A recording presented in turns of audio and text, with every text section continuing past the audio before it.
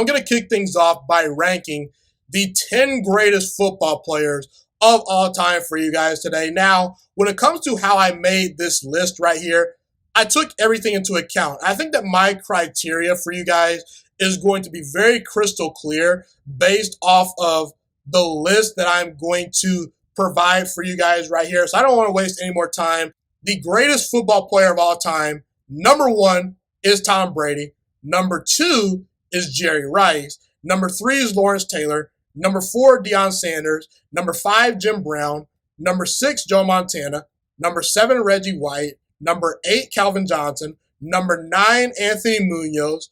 Number 10, Ray Lewis. So before I do get to this actual list, the one guy that just missed the list was Bruce Smith. I will talk about him at the very end of the segment, but I want to go 1 through 10, and let's get right to it. So the greatest football player of all time is Tom Brady. Tom Brady has had a 22-year career up to this point. He's been the model of consistency. He's the most accomplished football player of all time.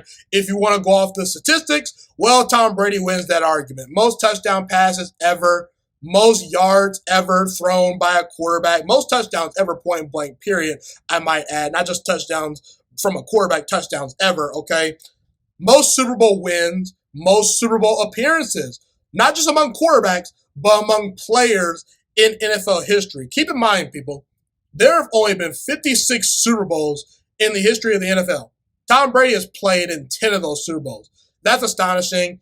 Tom Brady is not the most talented quarterback to ever live. To me, that title goes to Aaron Rodgers. And maybe you want to throw in Dan Marino and Patrick Mahomes in that conversation as well. That's fine. But when it comes to evaluating your entire body of work and who's the greatest football player ever, and not only the greatest football player ever, and we're just strictly talking quarterbacks, talent is not the only thing you can take into account. Okay, now let me just defend Tom Brady right here, because I think from a talent perspective, Tom Brady is very, very underrated. I can make the argument that Tom Brady has the most underrated arm in NFL history. From an arm strength perspective, I think he's very, very slept on. Tom Brady can rear back that 95-mile-per-hour fastball and fit the football into tight windows when need be. He's been doing it his entire career, people, and it has produced a lot of darn good results. The most touchdowns ever, the most Super Bowl wins ever. I mean, the results speak for themselves. Not to mention, Tom Brady is one of the most accurate quarterbacks ever. The ability to place the football really wherever he wants to, more times than not. He ranks among the best of them. Tom Brady is a pinpoint accurate thrower of the football. There's very few quarterbacks that I would say are more consistently accurate throwers of the football than Tom Brady in NFL history, okay? Not to mention, he has an argument for being one of, if not the smartest quarterback to ever play the game of football. There's a debate between him and Peyton Manning, probably. Drew Brees is up there. Rodgers is up there as well. But I think Tom Brady ranks very high, okay?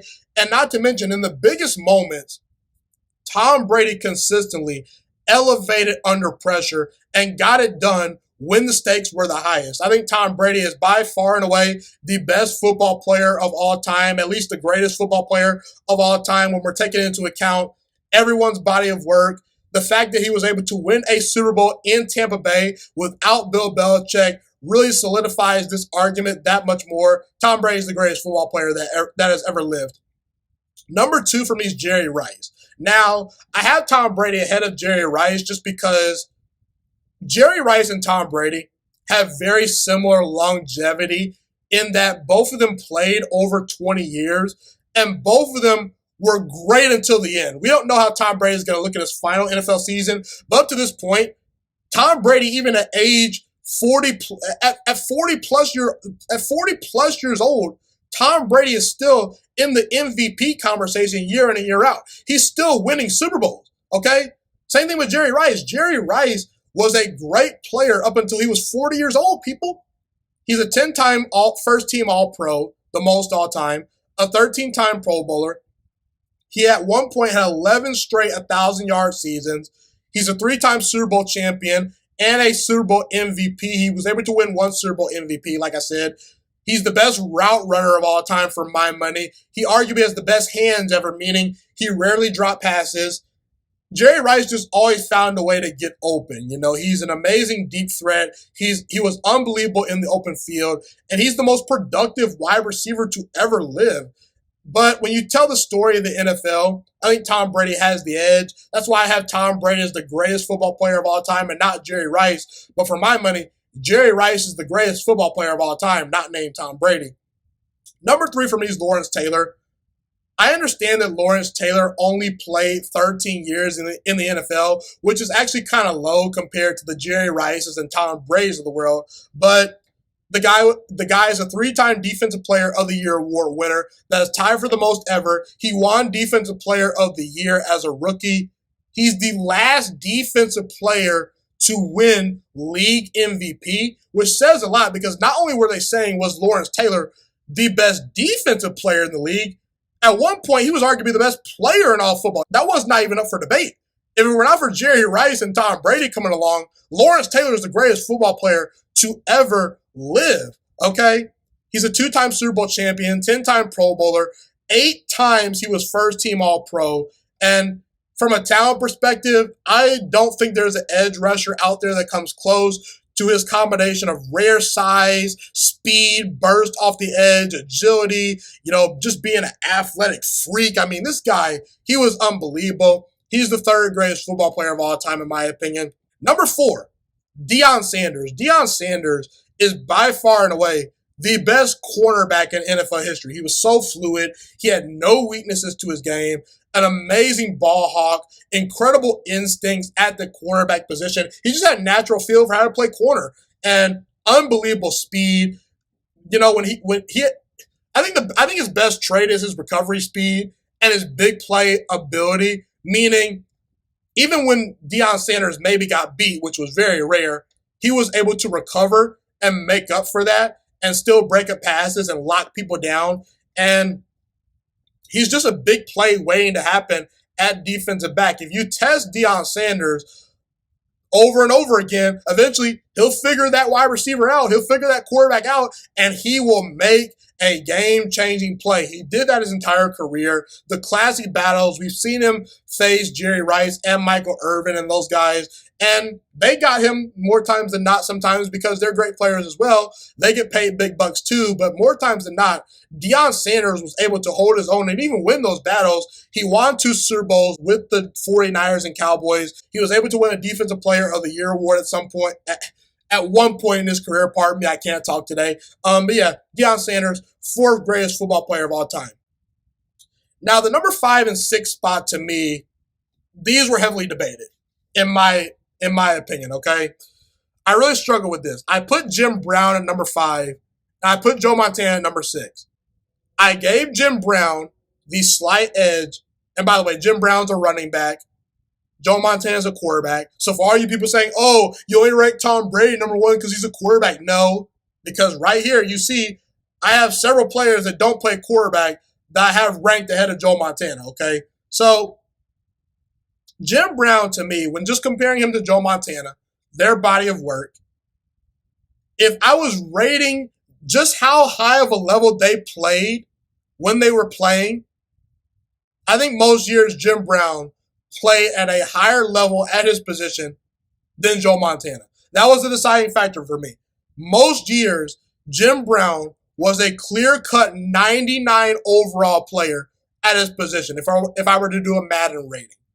I cannot quite say the same for Joe Montana, although he was close. But Jim Brown, he only played 9 years in the NFL. So, again, if you only played like 9 years, you can only go so high on this list. But 8 times in those 9 years, he led the NFL in yards and yards per game at the running back position. 5 times he led the NFL in touchdowns. And he was a 3-time league MVP winner. He won more MVPs than Joe Montana, people.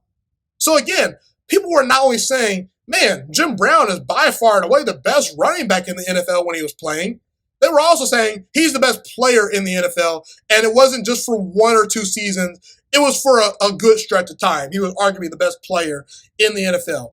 Incredible speed in the open field, incredible agility, incredible power. He was just rare. For my money, Jim Brown's the best running back of all time, and he's the fifth greatest football player of all time. Number 6 is Joe Montana, like I said. Up until Tom Brady continued to defy the odds and clearly surpassed Joe Montana several years ago, a lot of people were saying Joe Montana is the greatest quarterback to ever play the game of football. And some people were arguing maybe the best player to ever play the game of football, just because when you're a quarterback, there's a whole lot of value, in terms of the wins and losses and everything like that. I think Joe Montana, one of his best qualities was his leadership, very similar to Tom Brady. He just elevated the players around him, and he continued to defy the odds and elevate under pressure when it mattered most in big postseason games. He had a 15-year career. He was able to win 2 MVPs during that stretch in the regular season, only one of 9 players to win the MVP twice. He's twice led the NFL in touchdowns, twice led the NFL in passer rating. He 5 times led the NFL in completion percentage, so he clearly was one of the most accurate quarterbacks to ever play the game. He had great touch. He just threw an amazing football. It was a very catchable ball. He took the 49ers to 4 Super Bowls as the starting quarterback. He won all 4 of those Super Bowls. In those 4 Super Bowls, 11 touchdowns, 0 interceptions, and he even at one point took the Kansas City Chiefs to an AFC Championship game. So it wasn't just, he's surrounded by Jerry Rice, all these great players in San Francisco. No, of course those great players helped him win those Super Bowls, but Joe would have been great anywhere. He's one of the greatest football players to ever play. I have him at number 6, okay? Number 7 for me is Reggie White. So by principle, I have him rated as the 3rd best defensive player to ever walk the planet Earth. He's 2nd all time in sacks, a rare combination of size, power, and speed. He was just a force, on the defensive side of the football. He was a big reason why Brett Favre was able to win the only Super Bowl that he won, because Reggie White was the anchor of that defense. And as good as Brett Favre was, Reggie White was the best player on that Super Bowl winning team. Not to mention, Reggie White was named to 13 All-Pro teams in his career. That is the most all-time at any position. Reggie White, for me, an amazing pass rusher. He has an argument for the top 5. I just think the guys ahead of him, I have 6 guys ahead of him, I think they have better resumes. But Reggie White, he was incredible. Number 8 for me, this is going to be controversial, like I said, but Calvin Johnson, people. Calvin Johnson's the 8th greatest football player of all time as I speak. He's the most talented wide receiver ever. Now, Jerry Rice clearly had way better longevity, and at Jerry Rice's peak, I think that he was just as good as Calvin Johnson. I think Calvin might have the slight edge just because of the physical tools that he provided. Like, he was faster than Jerry Rice. He was bigger than Jerry Rice. I think that he struck a little bit more fear in defenses than Jerry Rice, but the peak level was pretty close, even if you give the edge to Calvin. But even though he wasn't the greatest wide receiver of all time, I have a hard time making an argument for anyone else other than Jerry Rice at his position being better than Calvin Johnson. We've never seen a guy who was 6'5" that had the kind of speed that Calvin Johnson possessed, combined with the incredible hands, the ability to track the football down the field as a deep threat, work the sideline, win 50-50 balls, break tackles in the open field, run routes. Calvin Johnson's an absolute cheat code, people. And I will stand on the fact that he is one of the 10 greatest football players of all time, point blank, period. Very similar to Jim Brown.